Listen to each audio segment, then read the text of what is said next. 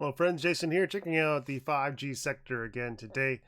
In today's 5G ETF, we're seeing a lot of this continuation that we saw between the last couple of days, and that is a big oscillation between our low with bull strength, the reversal candlestick with a bearish momentum. We opened right in the middle of the candlestick today, and we saw a lot of volume to the downside, and this volume is quite substantial. We haven't seen this much volume for quite a long time, at least back till April 2019. So what that means will be determined as we investigate.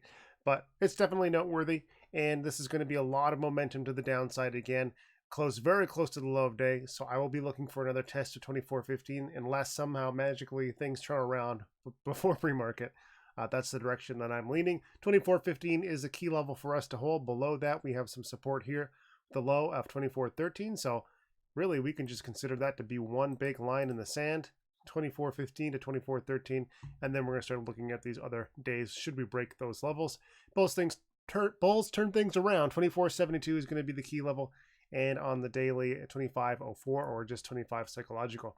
Looking at the 15-minute time frame today, here is that big move to the upside, gave a lot of that back, lost a lot of it in the morning, and then we just continually get rejected from our EMA 26 on the way down. So not a huge downside momentum, but the fact that we are so heavy down here is pretty key. And check this out, on the 15-minute time frame, that one candlestick accounts for the vast majority of the volume on 5G today. And in fact, it's one 5-minute time frame, it's one 3-minute time frame. And what we're doing here is drilling down to see, was this one order or was this a large collection of individual orders? And it looks like someone was particularly interested in accumulating a lot of the 5G ETF, and based on this candlestick, it looks like there was a bid that was dumped into. So that is not as positive as we could hope, but it is still a large bet in a direction, and we're paying close attention to that direction with the expectation of further downside tomorrow based on today's candlestick. So that's why we drill down. That's why we investigate candles and the volume to see what story is the volume telling us. Checking out AVGO on the daily time frame. This is not a bad candlestick. It's another indecision candlestick here. So 1, 2, 3 in a row, still rejecting from our EMA 26 and our EMA 5. We need to get over both of those to continue to the upside. On the daily time frame, I'm going to be interested in breaking those levels and today's high 312.46. And then I'm going to be looking at 317.93 to the downside. Today's low of day, and more importantly is the last couple, 307.13 and then 303.13. On the 4-hour time frame, bulls are going to be ever so slightly in charge. It's not a beautiful, eloquent pattern here. Possible counter trend to this overall downtrend, but we are seeing bullish strength on the short term in the 4-hour time frame, rejecting from our EMA 26. So we've got a couple key averages on the 4-hour and the daily that we need to get over. On hourly time frame, bulls are nice and in control, ignoring this after hours wick. We're setting higher highs and higher lows, so as long as that continues, they're going to be okay. But every time we get a new high, we seem to pull back, and we did not manage to get a new high over our pre-market levels this morning. So that is going to be a key level for us to watch tomorrow. Should we continue the upside, 312.46. MRVL on the daily time frame. How are we looking here? Not as good. So coming back down, heading to the direction of our low at 23.30. This is a daily support level, and it's very likely based on these two candlesticks. And the best case scenario actually would be for us to open right about here, flush down to that area of 23.30, maybe even break it just a little bit and see if we can't get a bounce going at that point. 23.30, 22.94 are the key supports on MRVL on the daily time frame. We're going to have a lot of momentum right now to the downside, which means we're going to be getting into some oversold conditions. On the daily time frame, 31.62, so we're getting close to oversold. 4-hour time frame, 29.49, starting to see a little bit of a slowdown here as we approach these levels. On the hourly, still oversold, 28.30. This is where we start looking for some sort of a sign, some sort of a pattern. Do we see a wedge? Is there anything that can give us a little bit of a heads up? Our 50-minute time frame is at 38. So we're oversold in a lot of places. And what we start to do is look for patterns, something that can help us, give us a little bit of insight. And we may have a tightening range here. I'm going to wait to see what happens tomorrow before I really play this with any amount of confidence. But ultimately, we're just looking to connect some dots and see what fits. And you know what? It doesn't quite fit as elegantly as I would like. So I will just go back to playing my price action.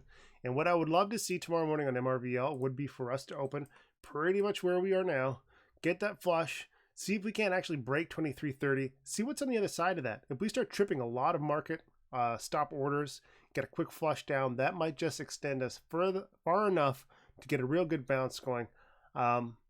It's a wait and see, watch what happens, and plan for scenarios. If we hold 23.30, you bounce a few times, you can take a low risk entry on that, get a long position, break, and exit on the other side of 23.30, so 23.28, something like that. Alternatively, look for that quick flush, see what happens when we flush it. Do we get a big bear follow through, or do we just simply drop below and see bulls really pour on the speed? A lot of scenarios, got to be prepared for everything, basically. On SWKS on the daily time frame today is a little bit stronger than I anticipated. I thought we would go back to the downside like we saw in the 5G ETF itself. We broke the high of 111, so today's high 133 is going to be an important level for us. Still an indecision candlestick, and we got 101.12 as a resistance for us as well.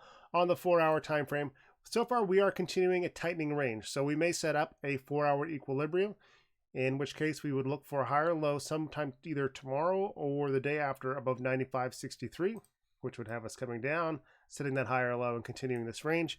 That would be really good.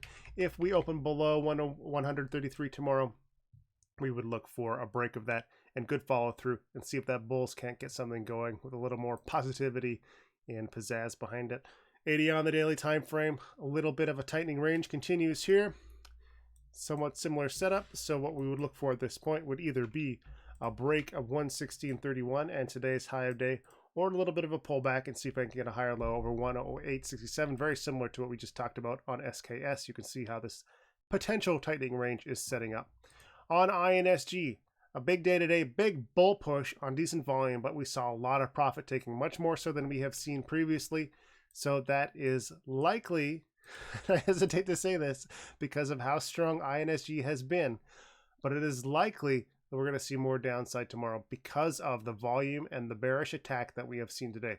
If this is the bullish last-ditch effort exhaustion point push to the upside to break 7 psychological, that would mean that there's not a lot of momentum or energy left. The bulls will be exhausted, and this would be the bearish opportunity to strike. So in order to understand that, we need to go check on the sub time frame, see what happened. We have potential for a head and shoulders type pattern here with our high, our head, look for a lower high tomorrow, and then downside. That's certainly something that we can look for. Ultimately, we would be just paying attention to the loss of $6.32. We have the possibility of setting up a little bit of a bear flag right here, and you can see this forming up. So I will be watching this for continuation of the downside with a break of $6.44.